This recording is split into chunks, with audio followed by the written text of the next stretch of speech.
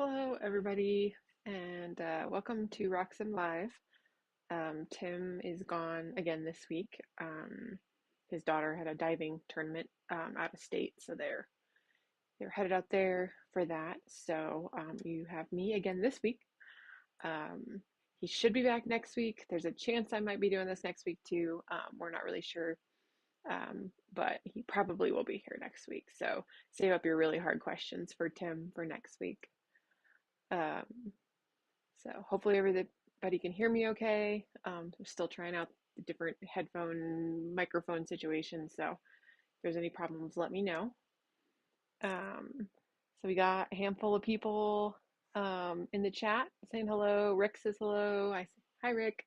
Thanks for tuning in every week. And Carlos, too, you're here every week. Um, Alfred and Rosa. Um, so it's good to see people checking in.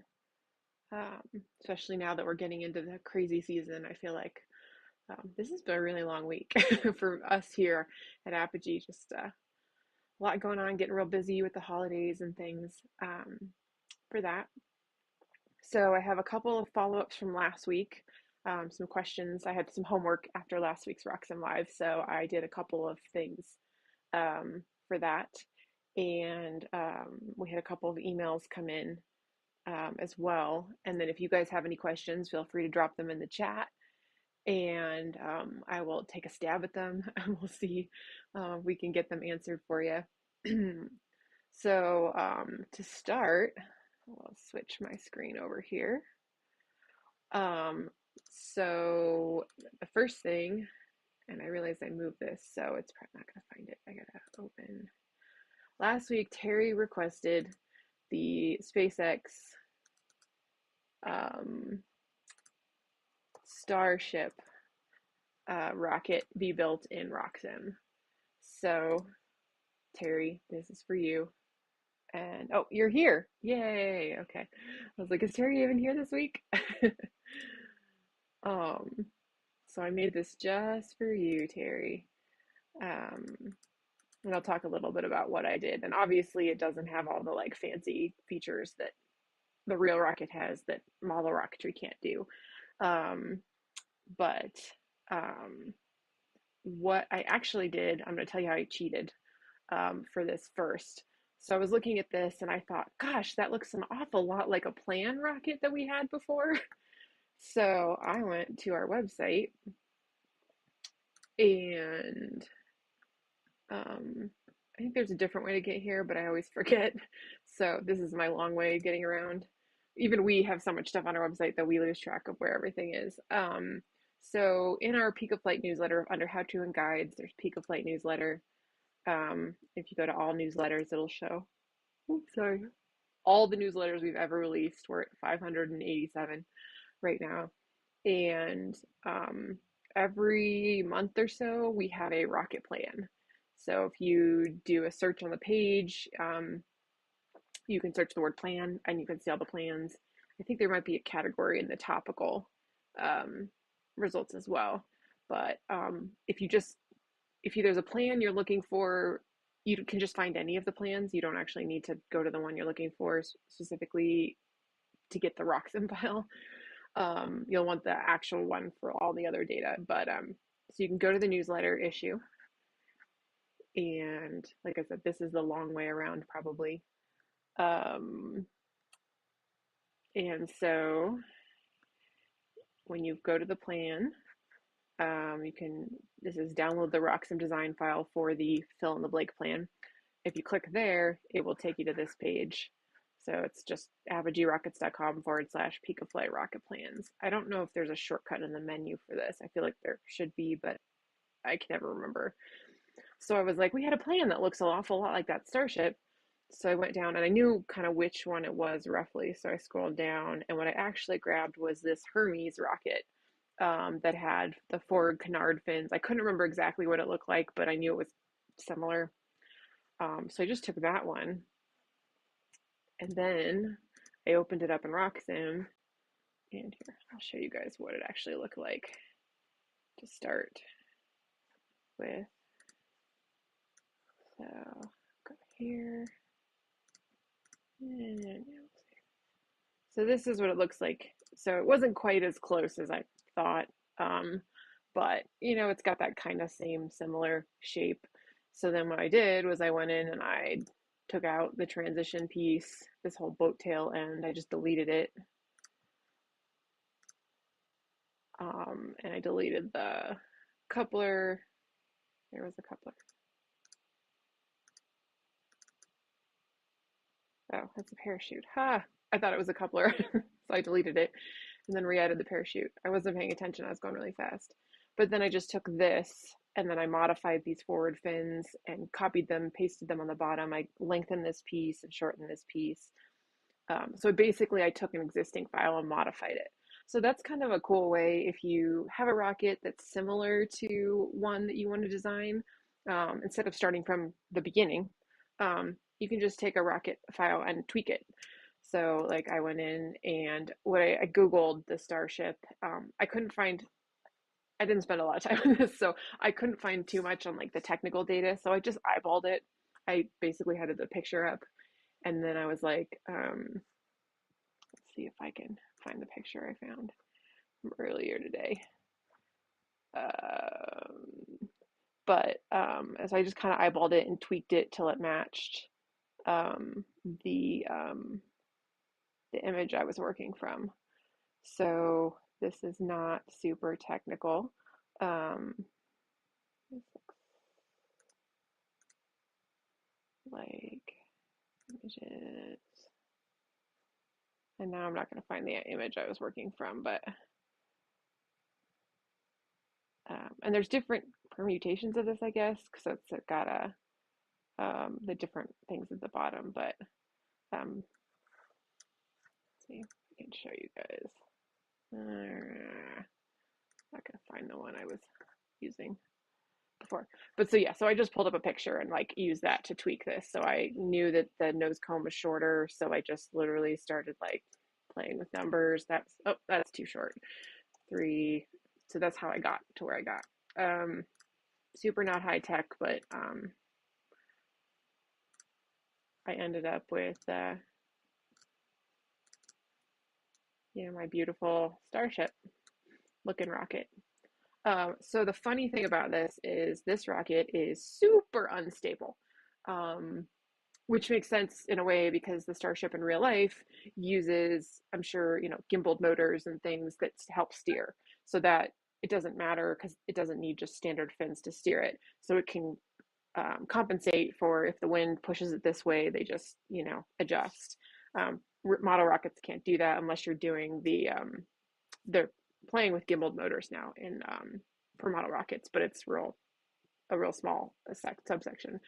So this rocket has 2.5 pounds of nose mass in it, to get it to be at 0. Basically, it's 1,000 grams or 2.2 pounds of nose weight.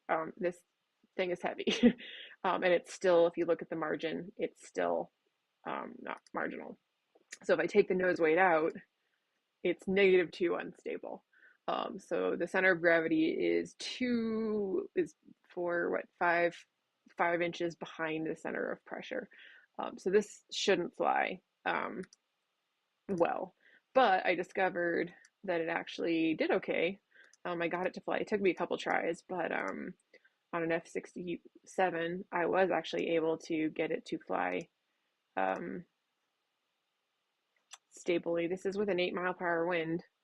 I don't know if maybe it's just because it's so heavy, the wind can't really knock it over. I had to tweak the launch angle a little bit. But yeah, so I got it to work. So, so that was kind of a fun little exercise. You can pick a really random rocket and it's not going to be exactly like the real life ones, because we just don't have the same technology, but it was still a fun little exercise. And then part of that, Carlos had asked about, I think it was Carlos, had asked about grid fins last week, and doing grid fins in RockSim. And the answer basically is no, we can't do grid fins in RockSim. They pretty much have to be solid. You could possibly like literally make a tiny little fin and then a tiny little fin and then a tiny little fin, and then use pods due to the T fin. Like you could make a grid fin, it would be super cumbersome, and I don't know that the math would be real accurate because you're kind of tricking it. So if you wanted just something to look cool, you could probably spend a lot of time making a, really narrow thin that's, a bunch of narrow thins this way and then a couple of narrow thins this way and make a grid. The other option would be, if you're just looking for the look, would be to layer a texture on top of it. So to put a sticker basically on it in RockSim.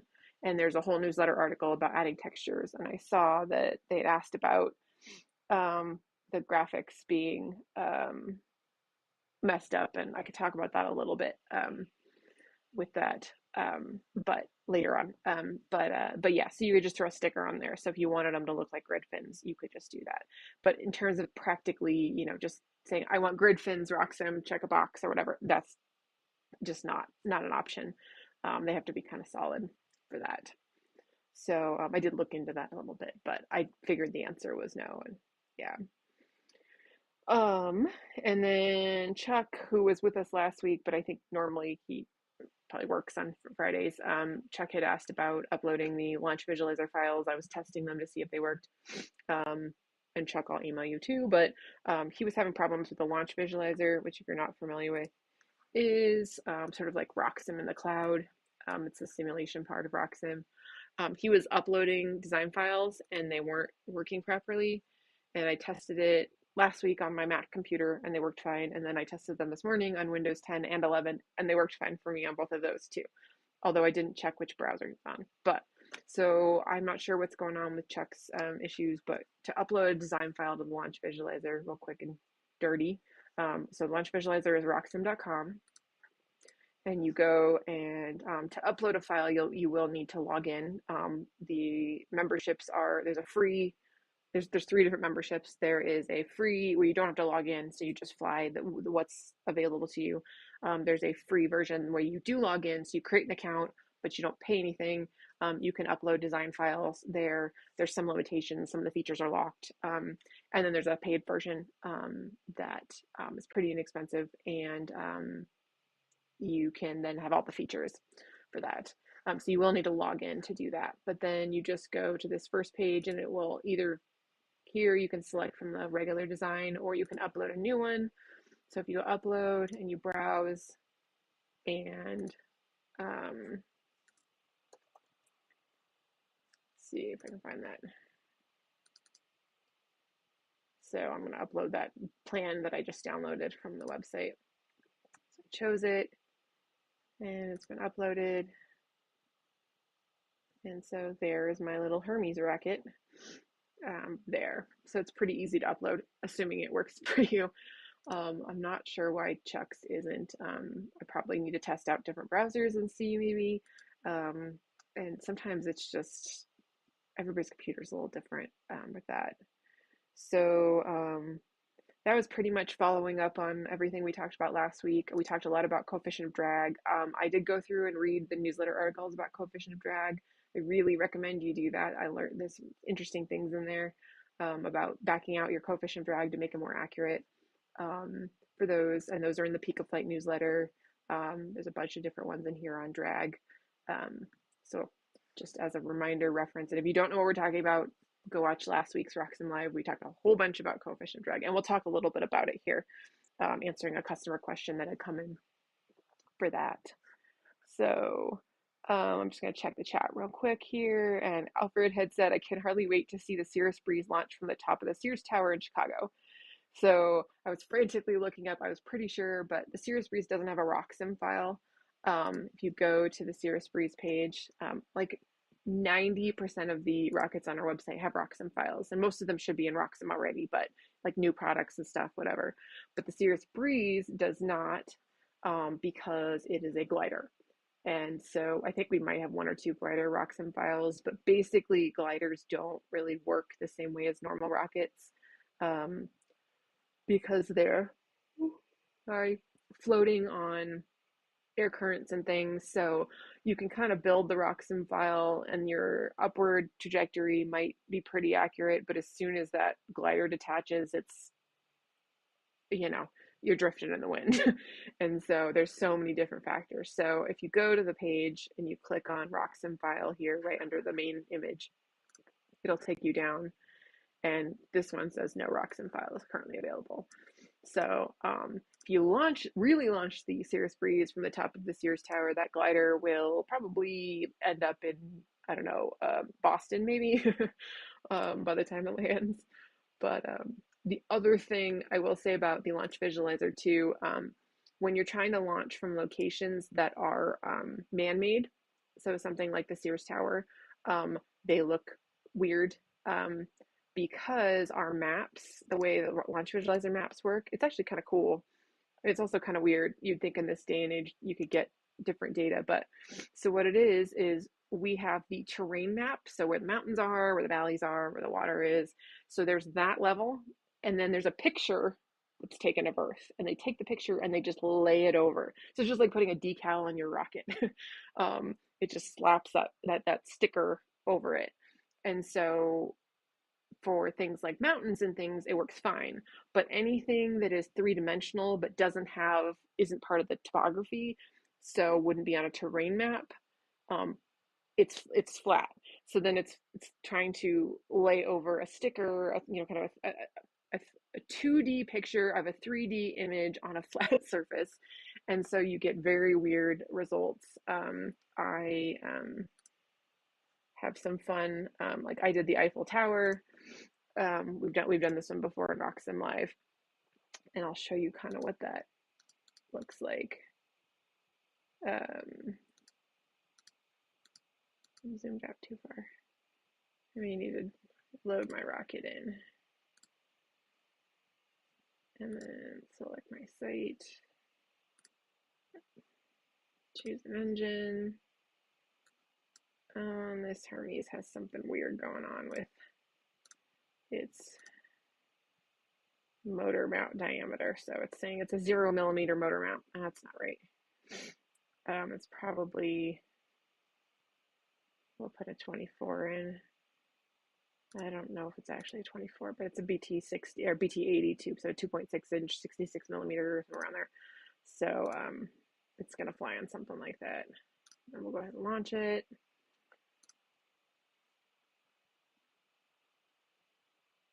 Then it'll run. So I'm going to zoom out and I'm going to show you exactly what happens with, so this is the Eiffel Tower. We are looking, actually this looks better than it did. I wonder if they changed something. So we are looking straight down on the Eiffel Tower, like nose down. So that's, and then there's the shadow of it there.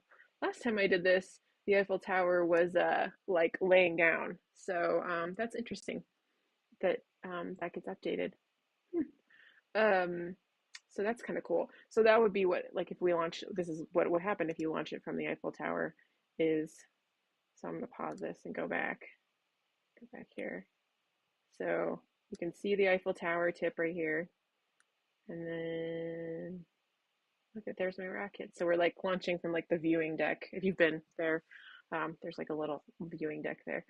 And so yeah, then there's football, probably European football field, and the Seine is there, river. So that's kind of cool.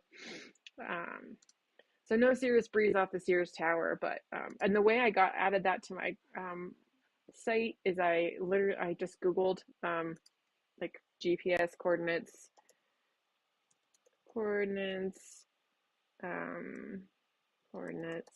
of Sears Tower. And the only thing is sometimes it comes in these types of, you can do GPS like a bunch of different ways. So you have to turn it into like minutes and seconds, but then you can go into your launch site and then put in Sears Tower, the latitude and longitude, and all that information, and then save it to your site. So that's kind of a quick and dirty how to add that to there. That's what I did with I have the Eiffel Tower and I have the Sphinx saved in my private Pikes Peak, the big mountain here, and our parking lot. Um, so, so there's that. Um, and then let's see here. Everybody's saying hello. He says, "Are you rocks and file bashing?" Absolutely, Terry. We are file bashing. Anytime you can save time, like by doing things, there's the long way to do it, and then there's usually a short way to do it. Um, like an example is I'm one of those people that would go in and actually if the values let's go back to 2D here real quick. So like there's a nose cone here, and if I open it up and it says that the component mass is 28 grams, um, and I go, oh no, mine's actually only 15, um, or then I would change it for this part. So if my rocket, say this says my rocket weighs 1,000 grams, and my actual rocket only weighs 500, you can just do the quick mass override where you come here and just do the whole rocket weighs 500 grams. That's Tim's way to do it. Time is money, for Tim. So he'll do the quick and dirty way if he can get away with it.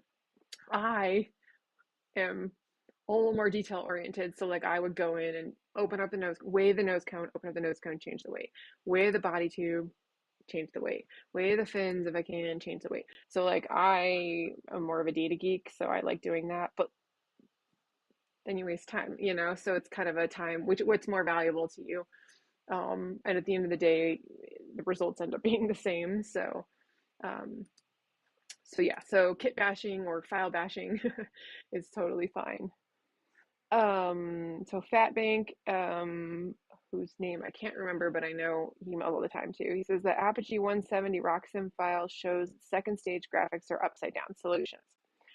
So the graphics in RockSim are kind of messed up depending on things right now. A million years ago, I guess it was when the programmer wasn't in-house, and there was something going on with the graphics, and it was being weird. So he put a fix in that basically corrected it. Instead of correcting, I guess, whatever the problem is, maybe he couldn't in the code or something, he put in like a quick fix. And so basically it took the graphics and it kind of did something funny to him. So it made him work. And so as a user, you wouldn't know any different. And we didn't even realize this was kind of in there or whatever. And then when we went to launch the launch visualizer, that was using like straight up data instead of the quick fix data or something along those lines. So basically, there were some problems with the graphics that was like RockSim had a fix built in and the launch visualizer didn't. And we finally kind of figured out what was going on. And so we've been fixing it in RockSim, but that means that older files might have the backwards decals in them. Then we've run into a couple bugs for things, and depending the version you're on and the version you make it in. So we're still working on that a little bit. Because we run into that. I mean, here we make them with the decals, so we absolutely run into that a lot. So if you have a file that is goofy, to fix it, I'm going to show you the one that basically what happened this week was we released the Katana Junior, which I had here last week showing you guys.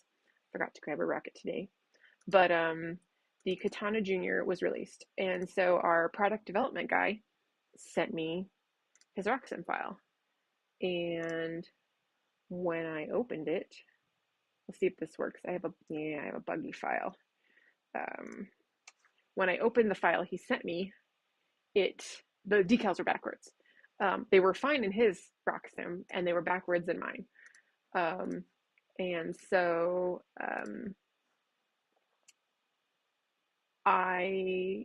we checked what version he was on, and he was on a different version of RockSim than me. We go through so many testing versions now that like we have so many computers here, we don't always we're not always all in the same version. I fixed it in my file, and then he fixed his, and he sent me the updated one, and then when we uploaded it to the visualizer, it was back and forth and different too. So there's still some kind of hinkiness going on depending on your RockSim version, the version of RockSim that it was built in, if you're doing it in RockSim or the launch visualizer. And that's not a great answer, I know, but that's kind of what's going on with that a little bit. Let's see if the Katana will work. Okay, this is a good example. So if you look at my katana, so this is what screwed me up last time, because the katana, I rotate this. Yeah, so it's backwards. So whoever made this file made it in a version where it's backwards to mine. So you can see there's this little black thing should be here, and then the katana word is backwards. So what you have to do, and this is what I did. No, it's not enough. Wow, we could do the fins first. That one's easy. So you open up your whatever the owning part is, and you go to the texture tab. And then there are these things that say flip around the R axis, flip around the S axis. And then you just start playing with them. And I'm gonna see if I can zoom in here, you guys. So when I flipped it around the S axis, now you can see my Apogee A's are facing the right direction and the little black things are there. And if I uncheck that and check it, so basically what you have to do is kind of play with this to make this work for your software. And especially if you're on an older version of RockSim, we have released 10.5 now. So if you're not on 10.5, then you might have the backwards decals. So if you upload it to the launch visualizer, then they will be backwards there, but they'll be right in your RockSim. Software is complicated and a mess sometimes. Yeah, then you have to kind of tweak it. So you just have to find the owning part here, and you can click down here to find out what the owning part is. So I'm opening up my body tube, and this is the one I ran into problems with the one that Martin had sent me for the Katana Junior. I didn't catch the fins right away, but that fixed it real easy. So I just flipped it around the S axis. And so now Katana is facing the right way, but my yellow band is still in the right place. My cloud is still the right way. That is fine now. So you just play with these little buttons, and you might need to uncheck both of them and like see if I do that, it also fixes it. So there's just different options there to play with it just based on your version. So going forward, hopefully that will be fixed kind of across the board, but we just ran into problems where there was a fix put into place, and then this was this way and this was this way, and we've got so many different versions. Things got kind of messy, but it's pretty easy to fix. And the only issue might be that you run into is that it looks fine in RockSim and it's backwards in the launch visualizer because you're running a slightly older RockSim or something. I'm going to save that because I fixed it. So yeah, just check in the chat. So Terry says he made the starship and the booster. Yeah, that was like everywhere I looked at the starship was like one way, and then all of a sudden I found the booster versions of that, and I was like, I've already made the other one. It's too late. But you could kit bash that probably too from like something similar because that's the base is similar. Okay, questions that were emailed in. So somebody emailed in and asked, I have my sticky note here, how do you add a custom nose cone to the database so you can use it in future rockets? So you have built your own nose cone from scratch, or you bought it from somewhere that's not in RockSim. Somehow you have a nose cone that's not in the database. So and it's not just nose cones, any parts. So you have a part you want to add to the database. You made a rocket out of a sono tube or a paper towel tube, or you made your own tube or something. So it's actually really easy to do. So first you'll come to your part, whatever part it is. This is a nose cone here, and you build your part just like you would normally. So I'm going to say I've got a 4-inch nose cone. It's got a diameter of 2.6. And the base length, let's see, that, and I've got conical, let's do, okay, it's a little bit prettier. It is hollow, and the wall thickness is, this is how thick, since it's hollow, do 1/4 inch. Finished is glossy. It's got a shoulder that's an inch long and 2.5 inches in diameter. So this has a component mass of 87 grams. My wall thickness is a little thick, probably. It's polystyrene, yeah. So if that mass doesn't seem right, if it's not close to what it is, then you can go to the mass override and use that. You can make it whatever color you want in 2D. Let's pick a green. And then 3D, we'll also make it green. So it's all pretty. So you can click OK. So this is my nose cone. I've built it, but I bought a bunch of these. I made a bunch of these. I want to use it over and over again. So where you can go is in the parts tab. There's actually a database or parts window with a database tab here. Oh, I got a yawn. This time on a Friday is a little rough. Get a little tired. So manufacturer, you can just leave it as custom. You could put Michelle, like I made my own nose cone. Part number, this is all just for visuals and to save it in the database. So you can make something up. This is part, we'll call it nose cone 00001 because it's the first one. And you can put, this is just again for your table. So Michelle's Apogee nose cone, 2.6 nose cone. So then you'll click save to database. And so this is the database of all the nose cones that are in RockSim. And then if everything looks good, you can click OK. And now it is saved in the database. So if let's just pick a body tube. And then I'm going to delete my nose cone. And now we're going to add a nose cone again. And there should be in here. Look at that. My nose cone's in the database now. So every time I build a rocket now, I have the option of choosing my own nose cone that I made.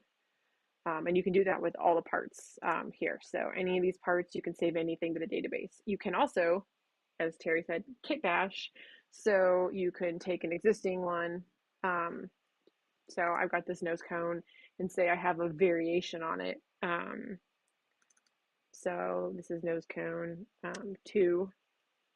So now, and this one is a 3-inch nose cone instead of a 2.6.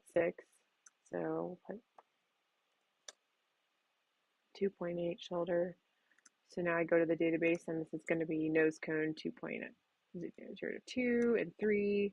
So if you take a existing nose cone, maybe you buy a balsa nose cone from Balsa Machining or E-Rockets and you sand it down to a different shape. So you could take the part that's in the database and then edit it. And then you just click save to database again. And now it's going to save this one. So you don't have to start from scratch if you can find a nose cone that's very similar. If you find one that's similar shape and size, you could just change the material, make sure all your mass and stuff still match. But yeah, it's super easy to do.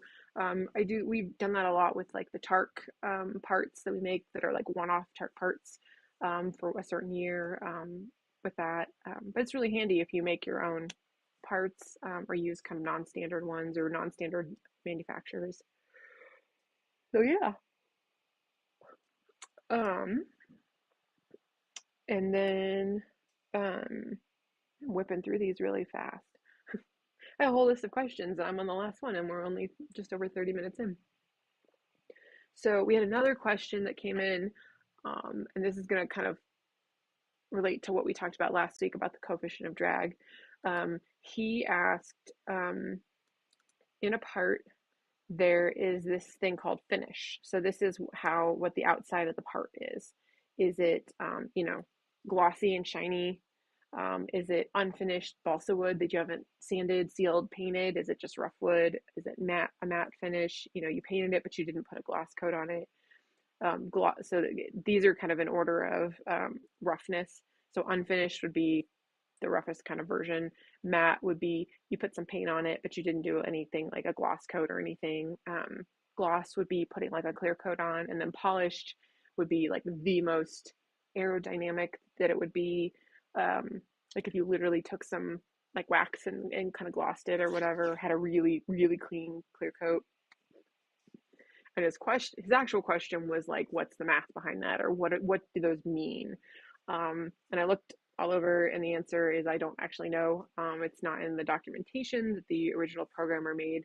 Um, and I don't have access to the code or anything myself to see what that is. So I don't know what the math actually is, but as I showed you guys last week, there's a way you can kind of check that, because what this does is it affects the coefficient of drag. So if you have a super shiny, super, polished rocket versus a rocket that has really rough, you didn't paint it at all. It's just plain paper balsa wood fins that haven't been sealed or whatever. You just put it together. It's a prototype, so you're just flying it. Those are kind of the differences there. And then normal rockets, you're probably like, just for standard model rocketry, the difference is probably going to be pretty negligible.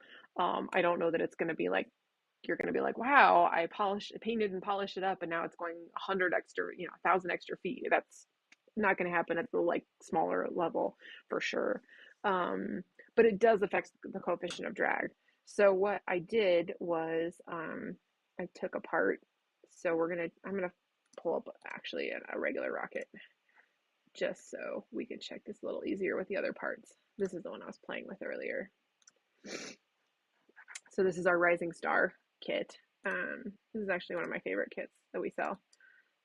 It's just so like handy dandy. It's a mid-power kit. It's a BT70, so it's 56 millimeter, 2.2 inches in diameter. It's got this clear payload tube, so it's super neat. So what I did, so the nose cone right now is polished, so it's as, sleek and smooth as it can be. And as I showed you guys last week, you go to the rocket menu and you click CD analysis. This will show you the CD analysis of this, of the rocket, and kind of how it determines the calculated coefficient of drag. And what I did was I just put in a number of, because you have to put in some sort of number to get a coefficient of drag. So let's say it's going 35 miles per hour. So at 35 miles per hour with a polished nose cone, the nose and body, the CD is 0.31 is what it says. So I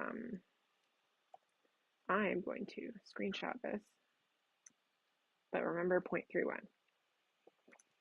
So now we're going to take our nose cone and we're going to make it unfinished. So this is on plastic, it's probably not that much different, but with wood, that'd be unsealed. But there's no paint on it. You didn't do any sanding. It's just the kind of the rough end of that. So now we've got an unpolished. I don't know. Let's see. Then we go here, back up to our CD analysis, and we put in our 35 miles per hour again. And you'll notice now our CD for the nose cone and body is 0.39. So like I said, not a big difference at this kind of level of flying. But we were, pull up my screenshot. This is where we were at before. So we were at 0.39, or we were at 0.31, and now we're at 0.39.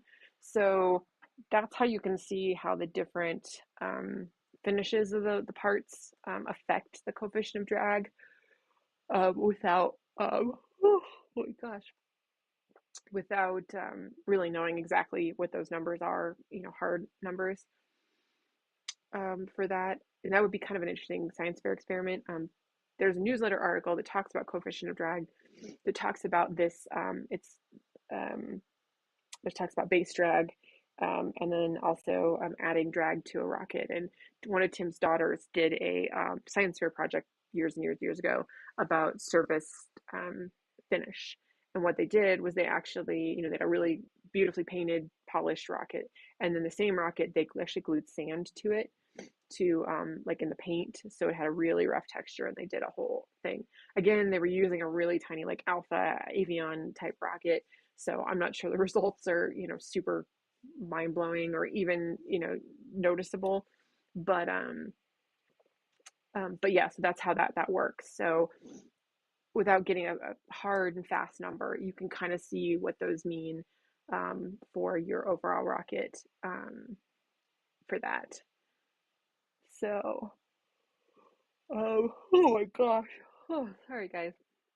We had crazy, crazy, crazy winds last night. Like, possibly in some places it was over 100 miles per hour. And down here it was more like 40 to 60 mile per hour, but that was still a lot. So I don't think most of us got much sleep last night. And we definitely weren't flying rockets. Yeah. And that kind of weather. Um, so yeah, that's kind of what that finish does in terms of the rocket. Also, I don't know if you noticed, look at how shiny that is. So we got our super shiny, this is the polished. And when I make it unfinished, you notice that it's not shiny anymore. I didn't know it did that till I was just playing with this now and I noticed that. So that's kind of cool that it reflects the real rocket, the actual look of the rocket too. There. I'll put this back to polished.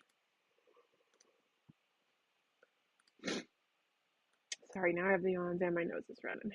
Good. So, let's see if I have any other email real quick. There was one other thing. Oh, there was one that I didn't write down. I did that one. And then somebody was asking about printing templates in RockSim, and we've gone over this before, but it never hurts to be reminded. We were talking about that with some of our staff today, like how there's so many things that you don't even realize in RockSim. This week, we discovered that way back in RockSim 8, if you could actually see, if you had 3D glasses, like the blue and red glasses, you could push a key on your keyboard and the 3D view would actually be in 3D. Somewhere along the way that got stripped out of the code, so it doesn't happen anymore. But there's just so many things that like we don't even know about because the programmer did it and put it in, or took it out and we didn't realize. Things like that. It's crazy. But so they were asking about printing templates and they were having some problems. Oh my gosh. Oh. Okay, so to print, like if you're gonna print centering rings because you're gonna cut them yourself out of plywood or something, you just have your rocket file and you go to File, Print. And so when you're on this screen, there's lots of options. And this is one of the things that we want to improve. This has got some weirdness to it, and this is kind of a holdover from before. So it's definitely one of those things that we would love to kind of revamp. But right now, this is how it works. So when you first go in, I've been playing with this, so there's a lot of times all of these are checked.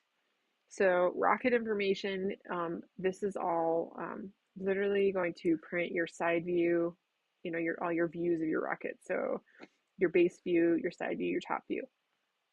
You might want the side view. I don't really know. Maybe the base view would be good for like a fin marking guide if you need to know where your fins go. You could use that for that. Top view, could be another marking guide. It's a little weird, but most of the time, if you're doing templates, you don't need this. So you just want to uncheck all of those and but you have to leave rocket information checked because you need this section here. And then down here, simulation information, if you leave this checked, you're going to get, if you have a lot of simulations, you're going to get a lot of pages printing out. So these are all, like, this will show all my simulations, the recommended motor tables, all the simulation summaries, all the details. There's a lot of data there. So for templates, again, we don't want that. We're just going to turn it all off. So for the actual templates, you need rocket information checked, you need templates checked, but you don't, unless you want a parts list, which will print out like this list here, you don't really need that. So once you check templates, this screen will become activated, and then you can choose which templates you would like. So if I'm going to do my centering rings, I just check those, and then I'm going to, and then if you want them to, oh my gosh, so sorry. If you want to print them to PDF, so you could print them out again and again, you'll go to additional settings and check print to PDF. Otherwise, it'll print to your printer. And it may print to your printer even if you hit cancel later. So this is usually the better option. This may be checked by default. So if you think you have printed it and it doesn't come out of your printer, check this to see for that. So I'm going to print to PDF and I click OK. And then it's going to bring up this print page like it's going to my printer. It's not going to my printer because we checked print to PDF, but it still brings up the printer window. I don't know why. Yeah, that's a bug. But just click print anyways. So in RockSim 10.5, I think, this was updated. So before it used to just default to a certain location on your computer, the same location, you couldn't change it. Now it'll ask you where you want to save it to in 10.5 and later. So I'm going to save it to my desktop. Ooh. Prior to 10.5, it would be in your,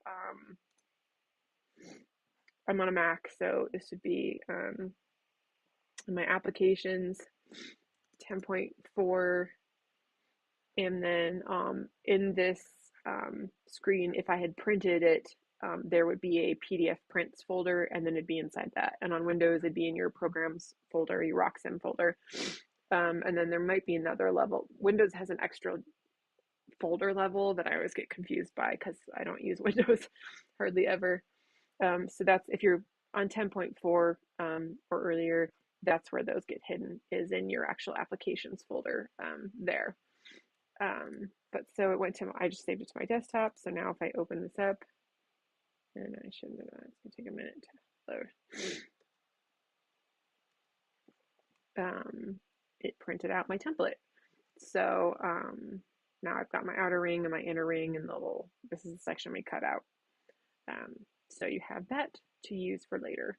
And then if you need to modify it or whatever, you can open this PDF up in like a drawing program like Illustrator, Adobe Illustrator, or Inkscape, or GIMP, I think works too. But you can, just open it up and then edit it from there. So yeah, that's how you would print to PDF, print out your templates for different designs there. So yeah. So yeah, that was my last question for today. And it doesn't look like you guys have posted any questions in the chat so far. So we have like 10, 12 minutes left. I may end early if we don't have anything specific to talk about. But I will do a little bit of RockSim launch visualizer playing, because we always like to show this off.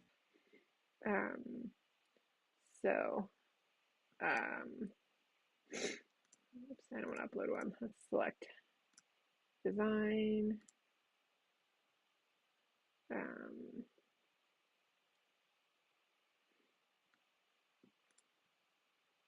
See what I have in here. I have some weird ones because I was testing different things out.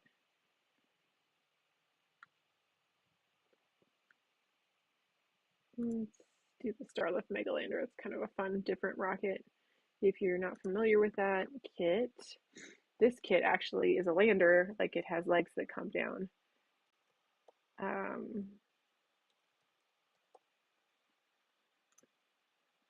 So when it flies like this. You can see the rubber bands kind of holding it together.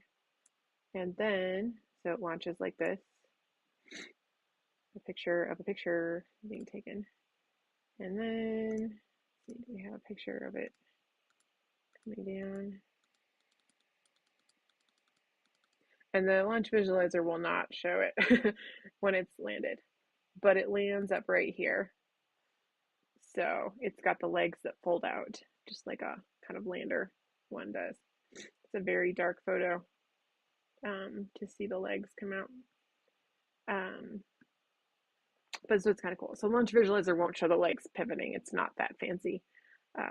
But we will choose a launch site. And I'll launch from the Great Sphinx again. It's always fun to go different places. And, okay, so launch angle, we'll do 3 degrees, just to give it a little bit. Launch guide length is only 36 inches. That's pretty darn short for this size rocket. Okay. We're going to end it when it reaches the ground. Humidity. Everything looks good there. So we're going to choose an engine. This is a big guy, so we're going to show only 29 millimeters. Let's do an F50. So I always pick the longest delay just because that way I know it's going to work. This rocket, interestingly, has 2 parachutes. Does it in real life? It does have 2 parachutes in real life. It's been a long time since I looked at this rocket. I laser cut the parts for it a lot, but the actual physical kit I don't do too much with. So there are 2 parachutes. They're both going to pop out at max ejection delay. So that looks good. And then we're going to go ahead and launch.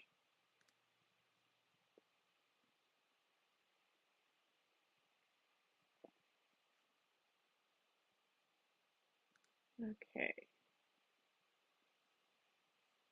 So zoomed in a lot. I like zooming out when I'm in these fun places to see where I'm going.